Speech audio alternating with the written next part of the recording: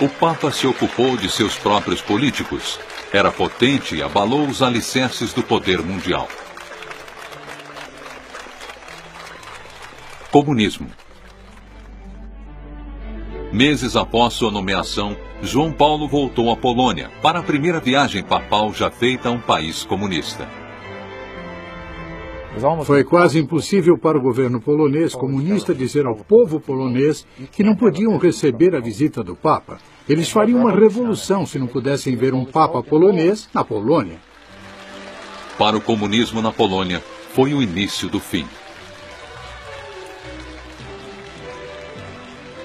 Gorbachev me disse, o grande erro do comunismo foi permitir que João Paulo II fosse à Polônia logo após se tornar Papa, porque quando ele foi para a Polônia, isso só uniu o povo da Polônia.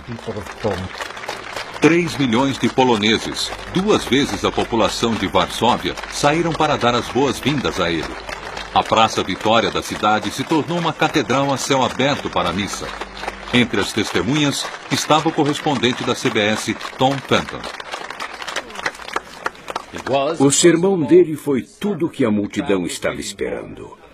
Católicos poloneses, vivendo sob o comunismo, estavam acostumados a falar em código e compreendiam alusões feitas. Não tiveram problemas em compreender os desafios do Papa, a um governo que promovia o ateísmo e tinha discriminação contra a Igreja. Cristo, ele disse à multidão que aguardava, não pode ser excluído da história da raça humana em nenhuma época ou nenhum lugar. Isso foi o bastante para a multidão explodir. Muitos aplausos foram dados na praça. O Papa ouviu a resposta emocionada da multidão e ficou comovido. A multidão cantou espontaneamente: "Queremos Deus em nossos livros poloneses. Queremos Deus em nossos livros poloneses." Eu soube naquele momento que tudo havia mudado, que nada seria o mesmo novamente. A visita inspirou os poloneses a se unirem contra o regime comunista.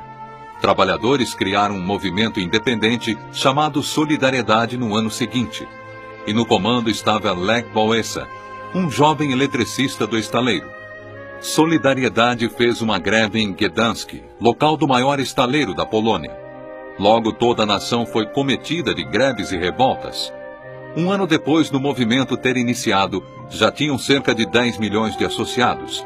Em dezembro de 1981, o governo polonês interditou Solidariedade e impôs a lei marcial.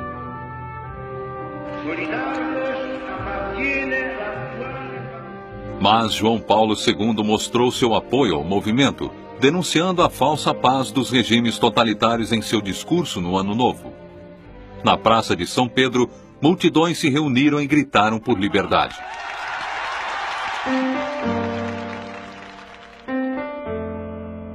O Papa voltou à Polônia em 1983, quando o país ainda estava sob a lei marcial, ocupada por seu exército.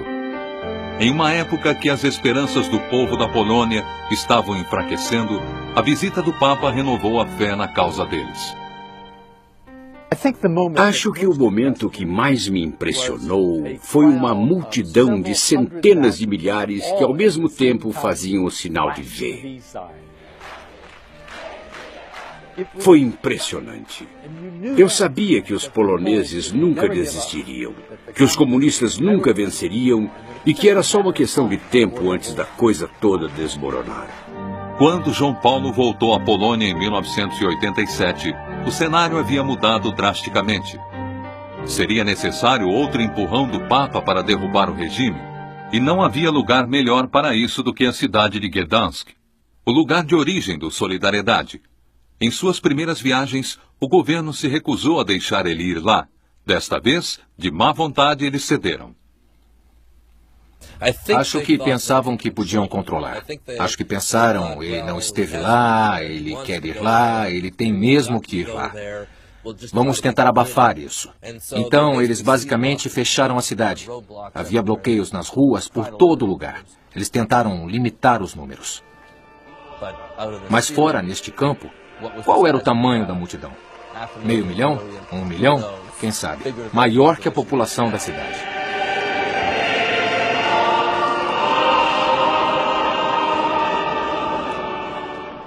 Era quase como se a futilidade do Estado polonês tivesse sido demonstrado em contraste com o poder do povo sendo expressado naquela missa.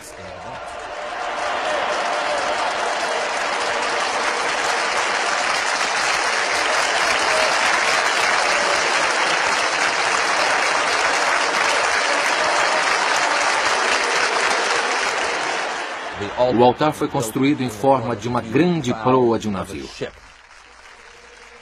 A referência do estaleiro estava por todo lugar.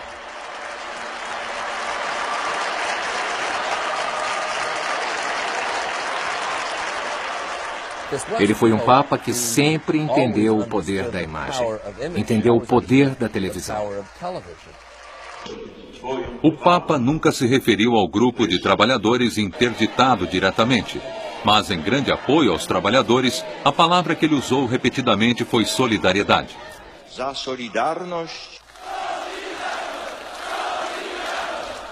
Esse era o final da tirania comunista da Polônia.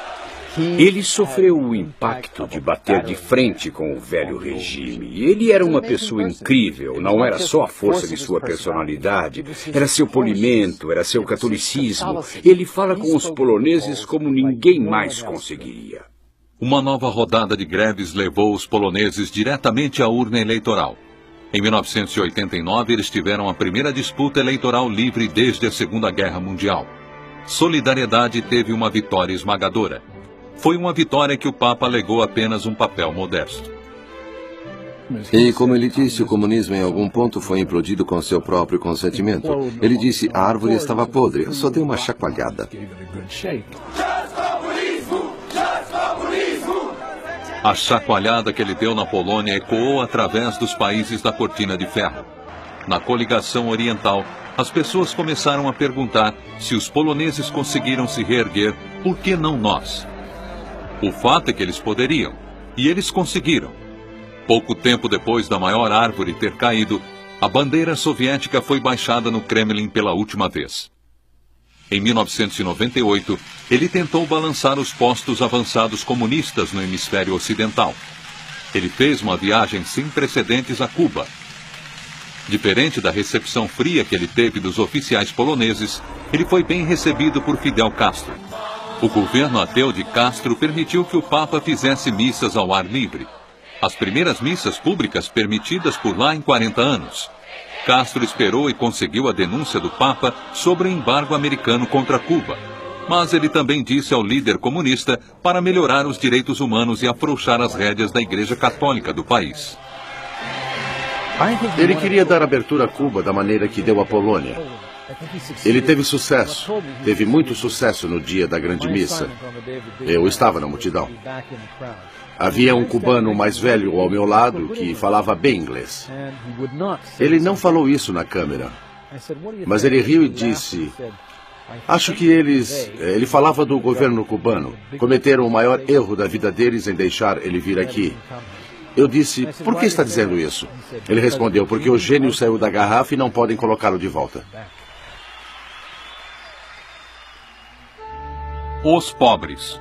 Um ardente adversário do comunismo, o Papa João Paulo II encontrou falhas profundas também no capitalismo. All of humanity must think of the parable of the rich man and the beggar. Ele pegou países ricos e os comparou ao homem rico da Bíblia que ignorou as necessidades do mendigo Lázaro.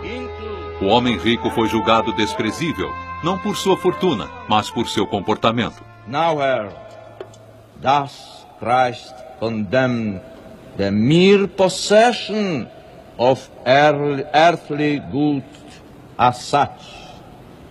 Instead, he pronounces very harsh words against those who use their possessions in a selfish way, without paying attention to the needs of others. Ele pediu às nações ricas para perdoarem as dívidas de nações em desenvolvimento. We cannot stand idle by, enjoying our own riches and freedom. If in any place the Lazarus of the 20th century stands at our doors. O apoio ao pobre foi o motivo de mais de 3 dúzias de viagem à América Latina, uma região que ele visitou mais que qualquer lugar, tirando a Europa. É a casa de metade de todos os católicos. E o Brasil é conhecido por ter mais católicos que qualquer outro país. O Brasil sofre há muito tempo de uma enorme desigualdade entre o rico e o pobre. Toda vez que ele foi lá, ele fez questão de parar em algumas das piores favelas do país. Ele condenou o governo pela maneira que tratava os mais necessitados. Em 1980, ele deixou seu anel de cardeal em uma comunidade de favela como lembrança de seu amor pelo pobre. O Santo Padre. Suas viagens em países da língua espanhola foram sempre politicamente incômodas.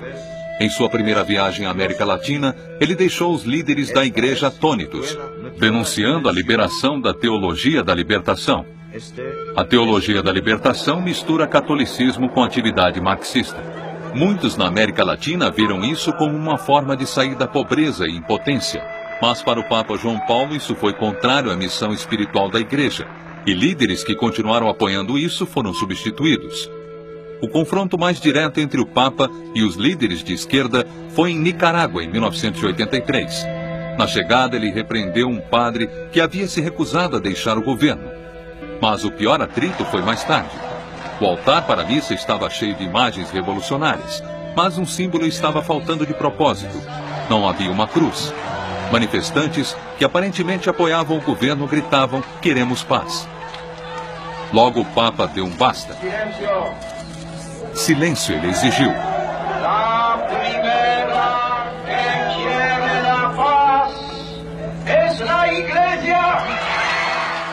A primeira que quer a paz, ele disse, é a igreja.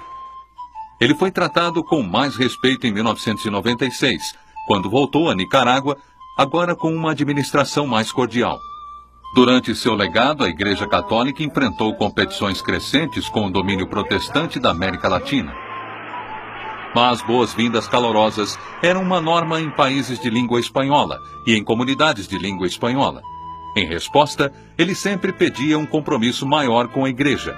Foi isso que ele disse aos devotos de San Antonio, Texas. Me llena de gozo el saber que el número de los sacerdotes, religiosos y religiosas hispanos va en aumento, pero aún son necesarios mucho más. Jóvenes hispanos, ¿sentís la llamada de Cristo? Familias hispanas, ¿estáis dispuestas a entregar vuestros hijos al ministerio de la Iglesia? ¿Rogáis insistentemente al dueño de la mies que envíe operarios a su mies? Cristo necesita operarios que trabajen en la abundante mies de la comunidad hispana y en toda la Iglesia.